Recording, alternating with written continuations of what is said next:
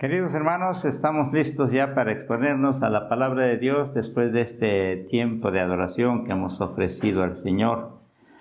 Un cariñoso saludo de nuestra parte con mi esposa y yo estamos enviándoles a ustedes a sus hogares un saludo que esperamos no solo lo reciban, sino también puedan ustedes participar de lo que expresamos, la paz de Dios, que sobrepasa todo entendimiento. Esa paz reina en sus corazones, en sus vidas. Les deseamos, mi esposo y yo, desde nuestro hogar. Esta es una ocasión muy especial, hermanos.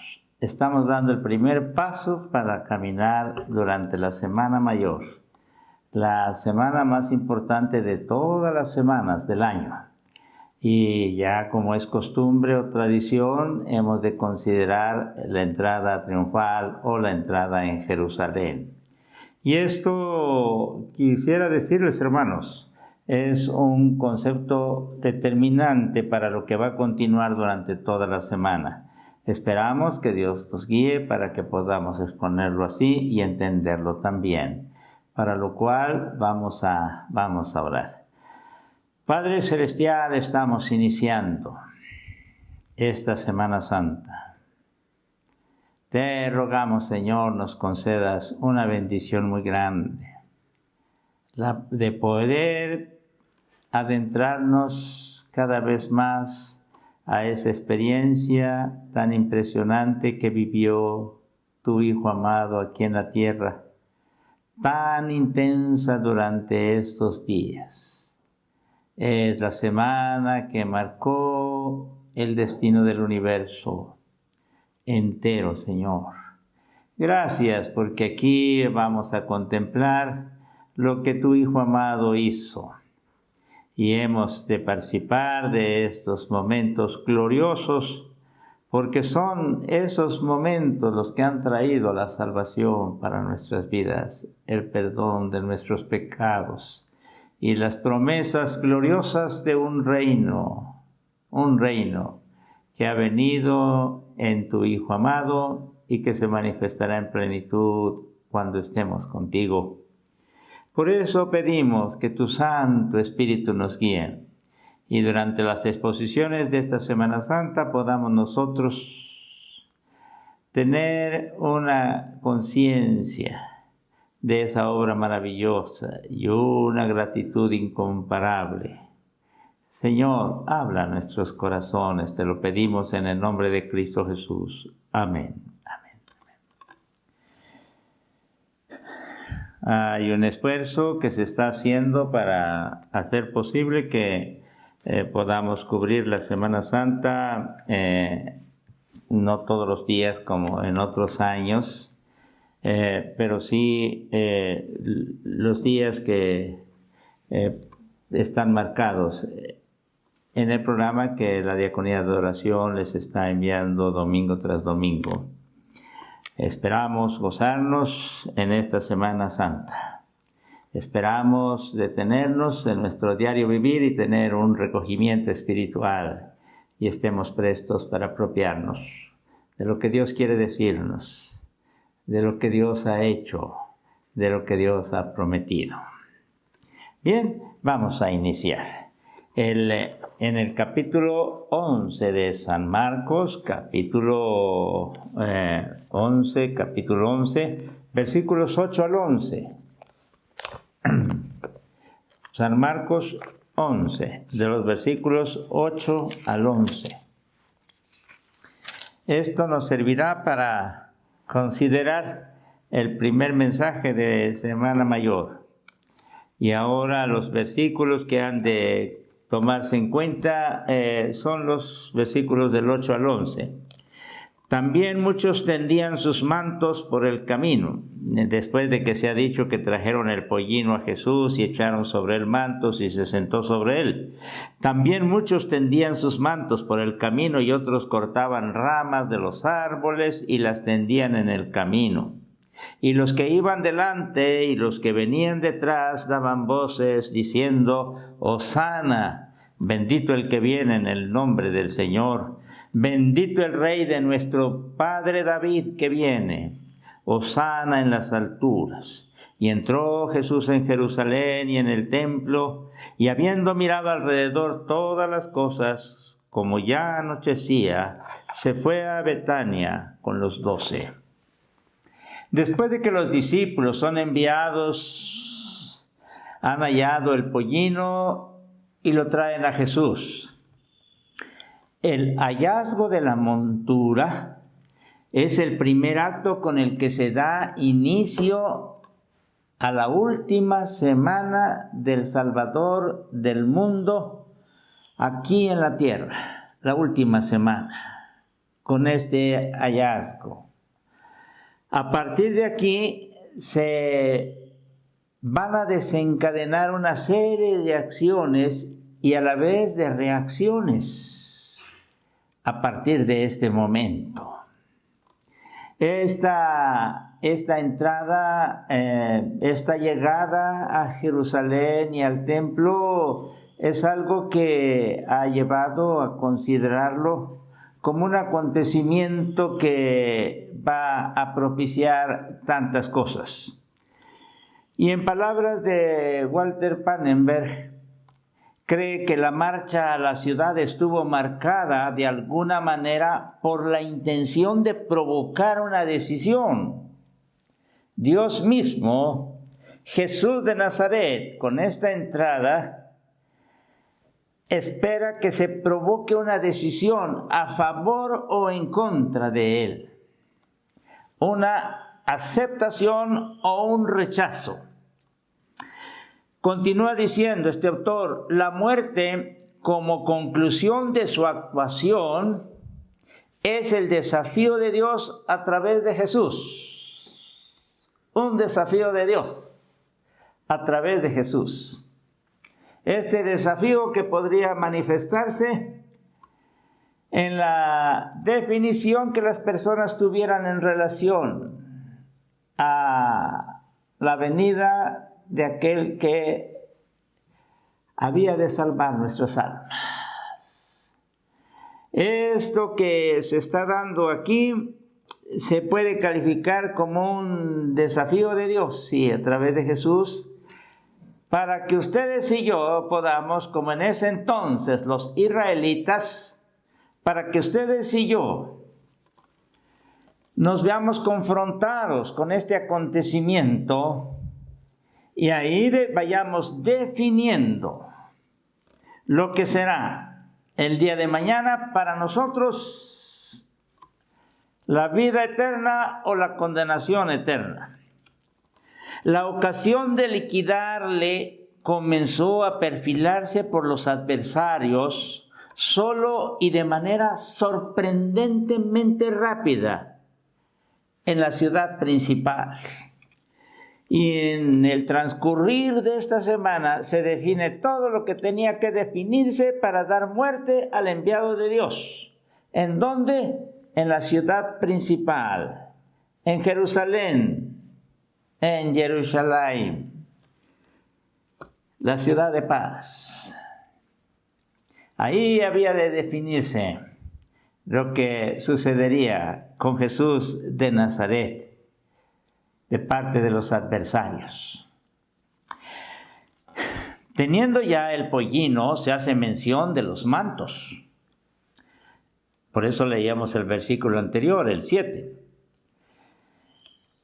Estos mantos que primeramente los echan sobre el animal para que Jesús pueda sentarse sobre él. Y después se nos dice que otros muchos extendían sus mantos por el camino, ya no en el pollino, en montura, ahora por el camino. Esta muchedumbre que saluda a Jesús no salen de la ciudad. San Juan nos va a decir algo referente a ese movimiento que se da de los que estaban en la ciudad y salen a recibirlo. Aquí no, San Marcos nos presenta esto con toda claridad. No salen de la ciudad. Son las personas que han venido con él desde Galilea. El extender los mantos era una práctica conocida para la entronización de un rey. Hay un caso que nos ilustra bastante esta acción. Cuando los príncipes del ejército que estaban con Jehú supieron que Dios, por medio de su profeta, le nombró a Jehú rey de Israel. Dice el texto bíblico de Segundo de Reyes 9:13, entonces cada uno tomó apresuradamente su manto y lo puso delante de Jehú en un trono alto, y tocaron corneta y dijeron, Jehú es rey. Así. Esta acción que vemos muchos años atrás, ahora nuevamente se vuelve a realizar con los que venían acompañando a Jesús de Nazaret. Este relato que refiere a la entronización de Jesús de Nazaret, no con las características que se dio en Jehú, no con las características que se dieron en los demás reyes, partiendo de Saúl y continuando con los demás. No. Aquí con características muy especiales. Perdón. Este relato de la entronización de Jesús tendrá su continuación en la crucifixión. Y allá con el calificativo de Rey de los Judíos. Eso se verá en Viernes Santo. El cortejo que acompaña a Jesús y lo rodea le lanza gritos, exclamaciones, y lo hacen usando dos expresiones muy queridas, conocidas por Israel, usadas vez tras vez en un ámbito litúrgico, allá en el templo, con la participación de los sacerdotes o de quien estuviera ahí al frente y con la presencia de los peregrinos que llegaban al templo para el festejo que acostumbraban a hacer en las diferentes fiestas. Estas dos expresiones que tenemos aquí eran expresiones entonces muy familiares para ellos. Son, sálvanos ahora, así.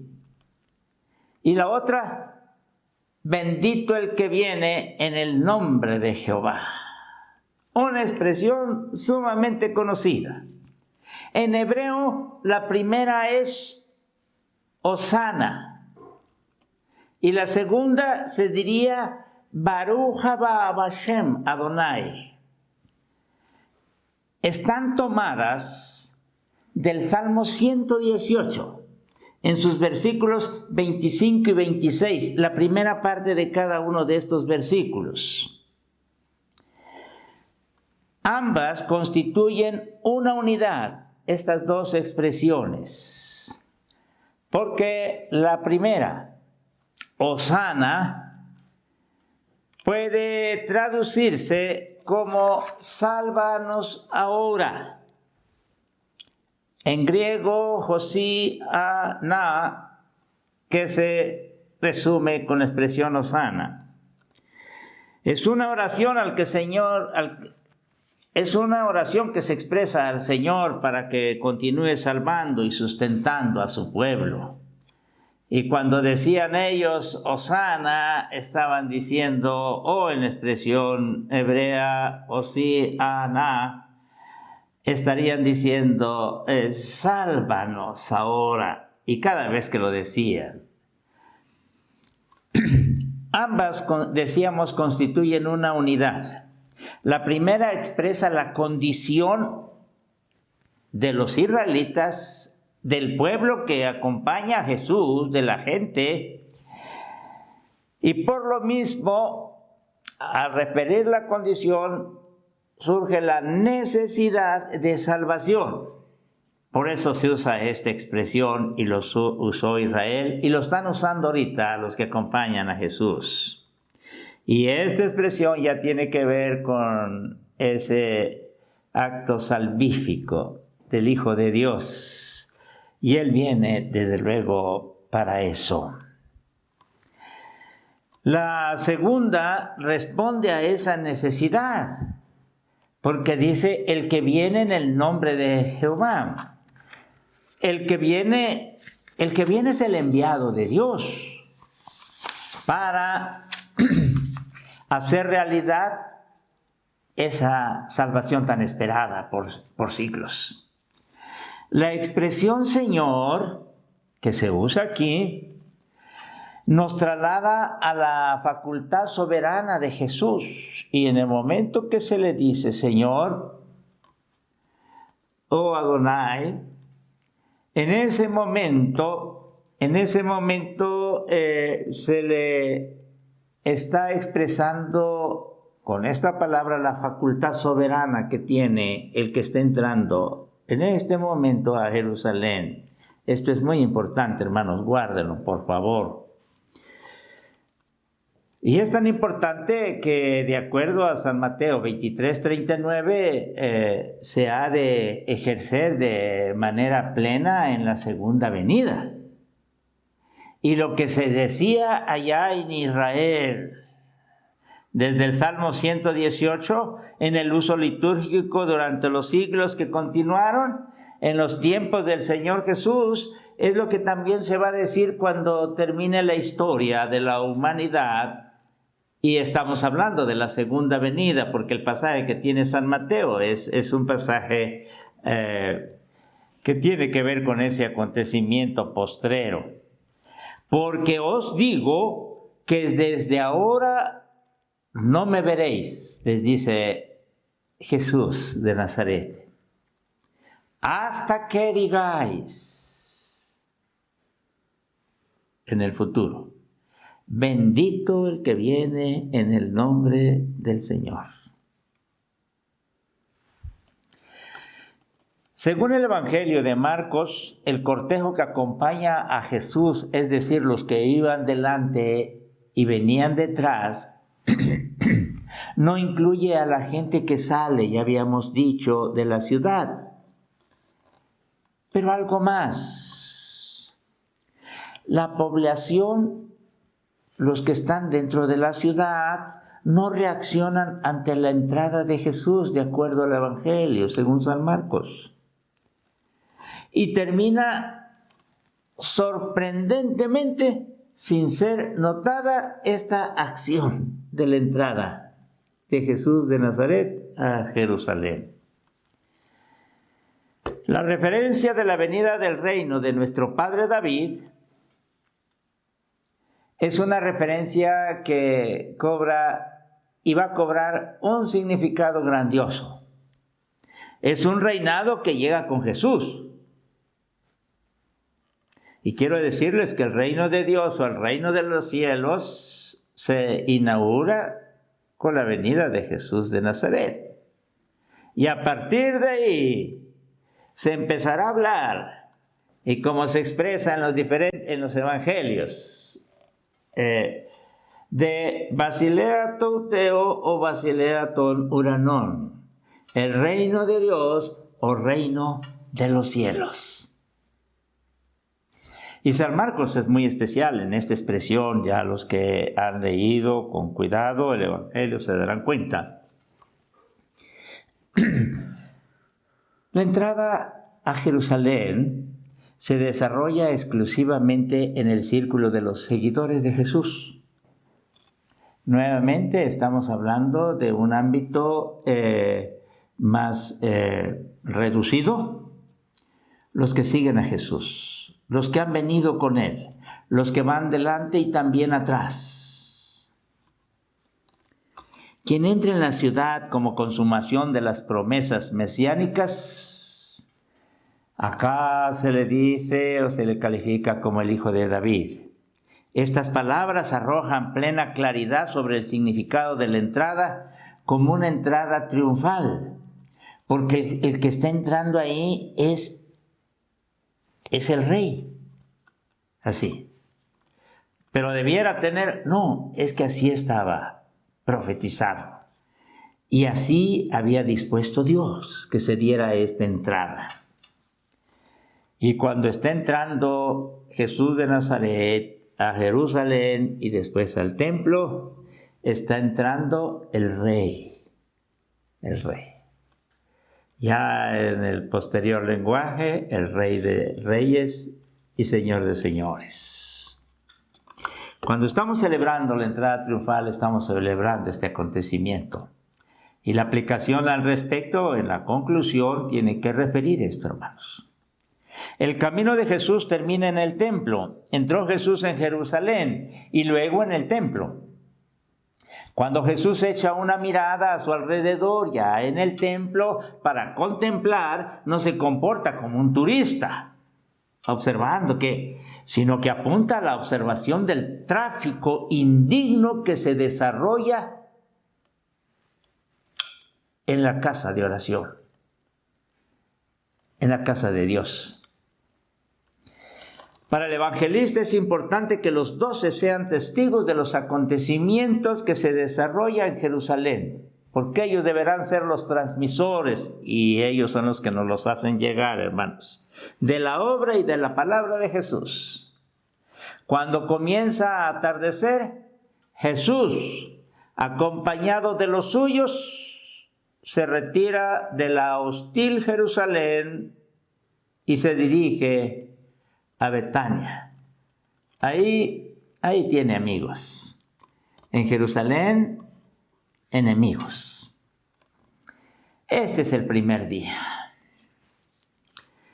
Este día es ya determinante.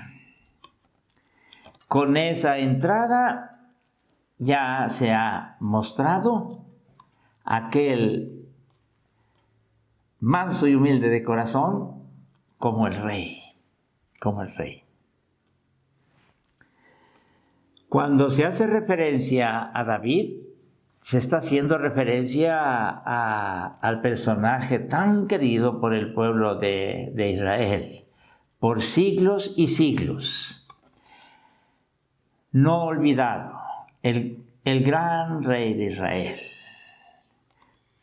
Al hacer referencia a él, se está expresando el anhelo que el pueblo tiene de que nuevamente ese reinado, ese sorprendente reinado que se dio en los tiempos de David, nuevamente vuelva a darse en el pueblo tan necesitado. Este pueblo clama y grita con estas expresiones que quieren ese rey que va a guiarlos, que va a librarlos, que va a ser victorioso, que va a conducirlos para tener esas guerras santas o batallas tan victoriosas que recuerdan de David. Ahora, desde luego, esta expectativa mesiánica que a veces tenía que ver con un liderazgo un tanto político y bélico, alguien que podía venir y encabezar como el general los ejércitos que podrían derrotar a Roma. Pero no es así, hermanos, ya sabemos bien nosotros. No es así. A veces se hace referencia a la sencillez del pollino como montura. Se hace referencia a las formas simbólicas o las manifestaciones de los mantos, de las palmas. Estas referencias tienen un toque de sencillez, pero así lo quiso Dios. Pero el que está entrando aquí es el más grande de todos los reyes, incluyendo a David, desde luego. La soberanía regia de David, que llega con Jesús, ya como soberano, pero se presenta a Jerusalén como la ciudad que siente enemistad contra él. Parece que la salutación que se le tributó a Jesús en las afueras de la ciudad no tuvo eco alguno en el interior de esta ciudad, en el interior de Jerusalén. No tuvo ningún efecto. Así se indica que la ciudad, con esta entrada, se indica que la ciudad le pertenece a Jesús. Le perteneció a David, le pertenece a Jesús. Sí. Y por eso entra de esa manera. Pero esta ciudad se resiste a su dueño. Son las cosas desconcertantes que cada vez vamos a ver en esta semana. La soberanía regia de David compete ciertamente a Jesús. Sí, pero nadie es capaz ahora de captar la clase de su reinado. Ni sus discípulos, ni los más cercanos. Pero con este acontecimiento, con este momento histórico, se está haciendo visible el descender del reino de Dios o de los cielos a la tierra, en la persona de Jesús de Nazaret. El reino de los cielos viene y se establece en este mundo perdido. Dios viene a reinar. Y a partir de aquí va a definirse con toda claridad en el transcurrir de la historia eclesiástica, en los escritos sagrados, de este acontecimiento, y se va a hablar de que el reino de los cielos ha venido para que ustedes y yo podamos ser partícipes de él, del reinado de Dios en Cristo Jesús.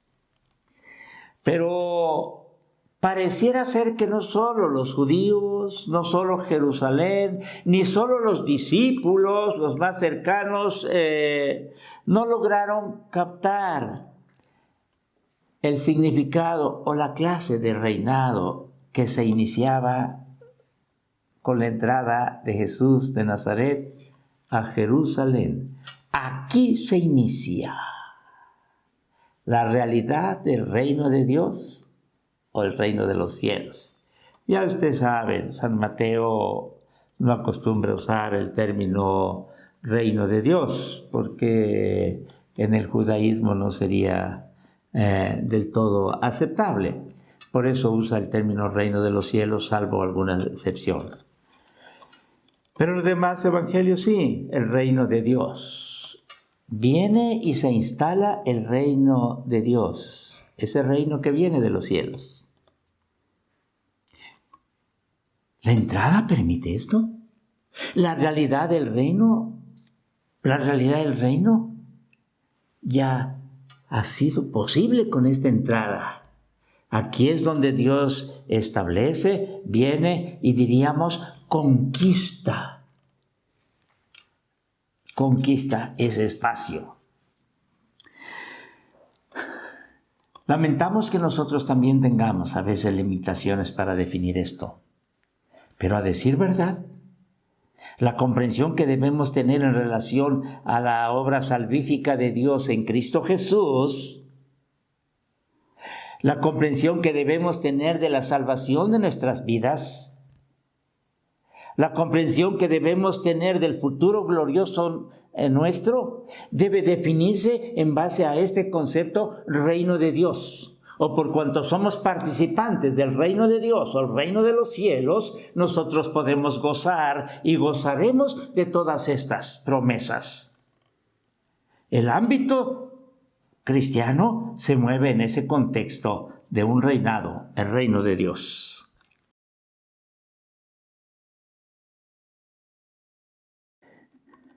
Pero lamentablemente, hermanos, no hay una, diríamos, comprensión y práctica que esté bastante definida en esta concepción.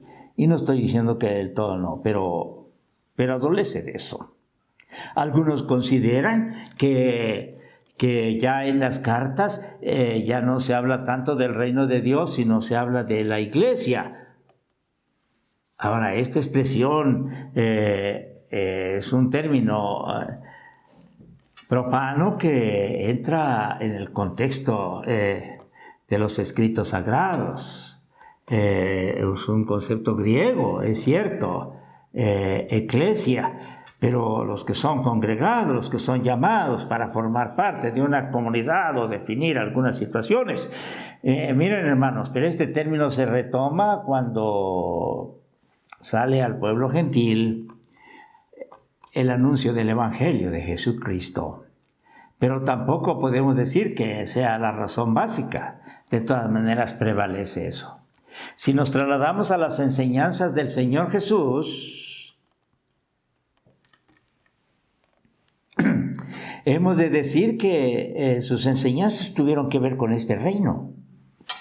Hemos de decir que en este reino y en esta comprensión se dio la instrucción, la revelación de el Hijo de Dios, la máxima revelación, para que pudiéramos nosotros entender lo que significaría la salvación de nuestras almas.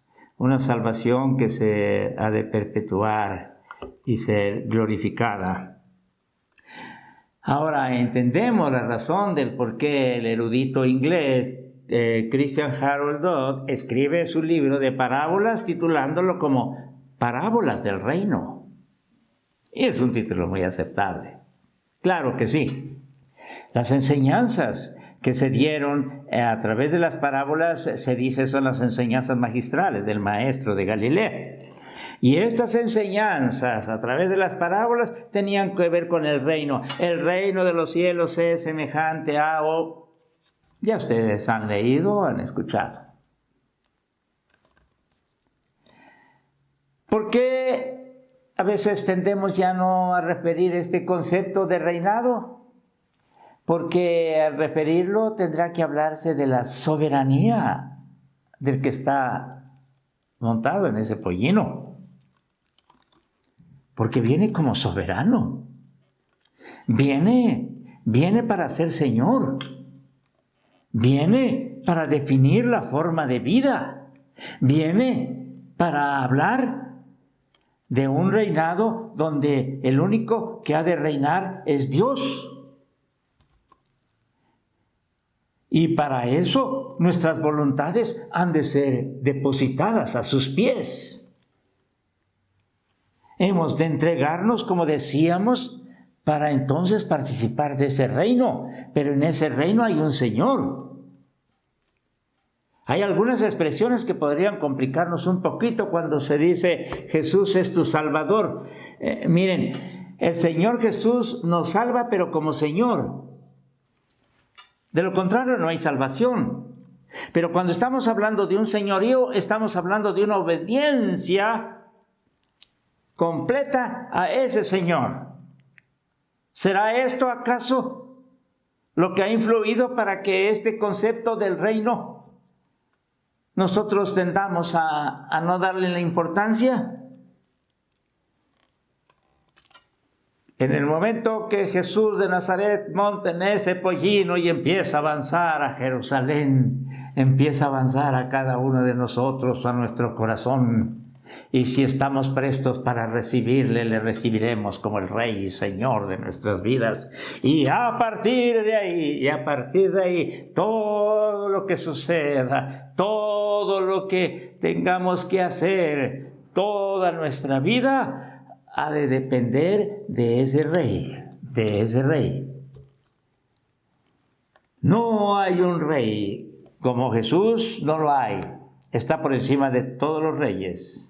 Pero los súbditos, en el caso nuestro, somos aquellos que hemos decidido hacer completamente su santa voluntad. En una condición inalterable. No hay arreglos y componendas al respecto, porque Él entra para reinar. Y si no va a reinar en nuestras vidas, no es el Salvador de nuestras vidas.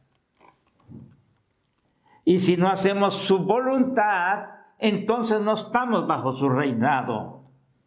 La entrada triunfal que se da este primer domingo es un llamado para que ustedes y yo revisemos, a decir verdad, si nuestras voluntades están depositadas en Él.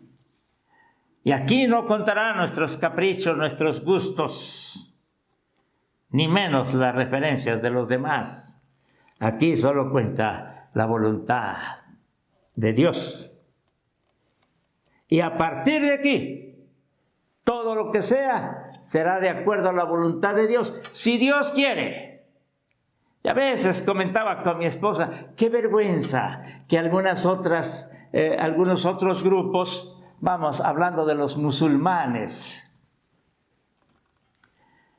ellos nunca dejarán de expresar algo. Ustedes podrán decir lo que gusten de ellos, pero permítanme referirles esto. Nunca van a hablar de hacer algo si no es conforme a la voluntad de Dios. Y siempre expresarán, Inshallah, si Dios quiere, si Dios quiere. Hoy, cuando oramos, a veces quisiéramos nosotros que Dios haga lo que nosotros queremos. Y no sabemos decir si Dios quiere. Y San Pablo nos va a decir, voy a ir, pero si Dios quiere. O voy a hacer esto si Dios quiere. Pareciera ser que esos términos no forman parte de nuestro lenguaje o las expresiones que tenemos en la oración. Si Dios quiere, y si no quiere, glorificado sea su santo nombre. ¿Pero por qué así? Porque es nuestro Rey. ¿Dónde están esas expresiones tan profanas que atentan con el reinado de Dios? De que se haga lo que queremos nosotros. Y Dios te va a bendecir porque te va a bendecir. Perdón, hermanos. Perdón. En el momento que Jesús de Nazaret entra en Jerusalén, es para esperar que haya personas que se postren a Él. No poniendo los mantos. No, poniendo nuestra vida entera. Nuestra vida entera.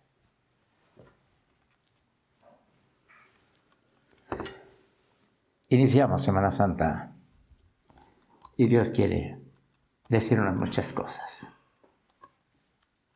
Vamos a orar.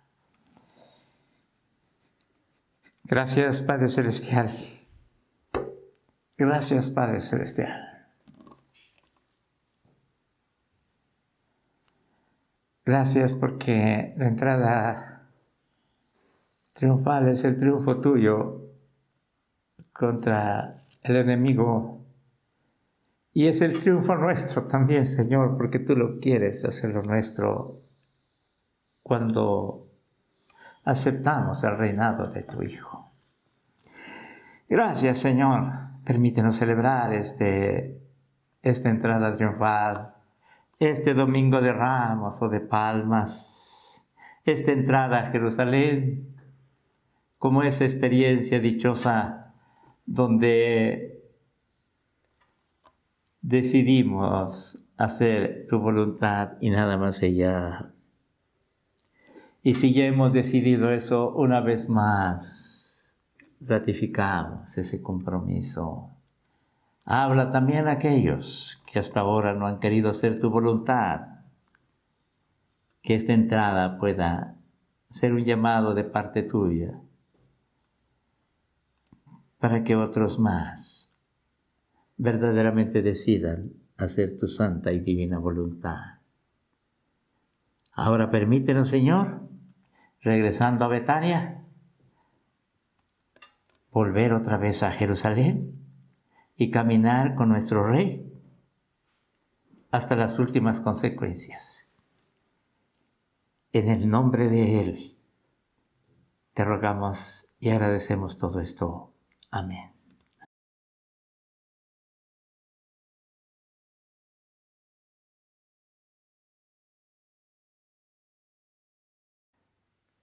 Queridos hermanos, estamos ahora ya listos para tener un momento especial donde hemos de acercarnos a Dios para decirle que estamos agradecidos con Él porque esa entrada triunfal dio el inicio de esa semana gloriosa que traería la salvación de nuestras almas. Estamos agradecidos con Él porque se ha preocupado tanto por nosotros y no solo por nuestras almas, no solo por lo que tendrá que ver con nuestra condición espiritual, también con otras situaciones de nuestro diario vivir. Y ahí es donde se abre la oportunidad para acercarnos a Él y pedirle por nuestras necesidades, hermanos. Quizá en esta semana haya situaciones muy intensas, pero qué hermoso es que estemos viviendo esta semana en un ámbito lleno de espiritualidad y de comunión con Dios, para que estas preocupaciones que pueden ser tan intensas y definitivas, algunas de ellas, tengan cabida en el corazón de Dios, hermanos. Ahora, por lo que referíamos a su voluntad, Dios sabe que estamos dispuestos. Y en tanto no sepamos qué decide Él, sigamos rogando a Dios que nos permita esto o aquello, si así es su voluntad. Recordando que esta voluntad de Dios es agradable y perfecta. Es lo mejor para nuestras vidas, aunque no lo logremos comprender a veces. Bien, hermanos, ¿estamos listos? Vamos a orar.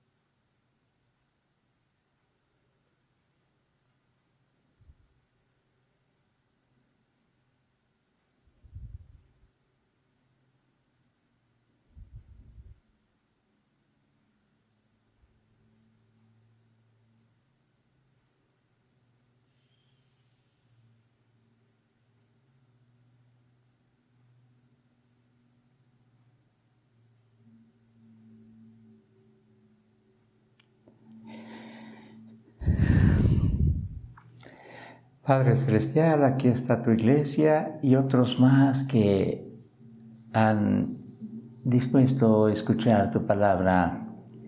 Estamos aquí, Señor, agradecidos por todo lo que tú has hecho, porque en cuanto a la salvación de nuestras almas es lo mejor de lo mejor. Y gracias. Claro, a ti te ha costado que tu hijo viviera una semana la más intensa de todas las semanas que se han vivido. Bendito sea, Señor, porque tú pensaste en nosotros. Y gracias por ello. Esta Semana Santa pueda servirnos para reflexionar y llenarnos cada vez de una gratitud más grande en nuestros corazones. Señor, pero hay preocupaciones, hay situaciones difíciles, hay problemas en el ámbito matrimonial, en el hogar, con la familia, preocupaciones de todo tipo, tal vez, limitaciones económicas, dolores o enfermedades, Señor. Ay, Dios Santo. Somos conscientes que mientras vivamos en esta tierra y en esta vida, pues viviremos también esas cosas, Señor. Pero lo más hermoso es que podamos depositarlas en tus manos. Y es lo que hacemos a esta hora. Señor, gracias por tenerte a ti. Venimos para decirte cuánto te necesitamos. Agradecemos tu salvación y pedimos tu ayuda, Señor. Gracias, Padre. Lo hacemos en el nombre de Cristo Jesús. Amén.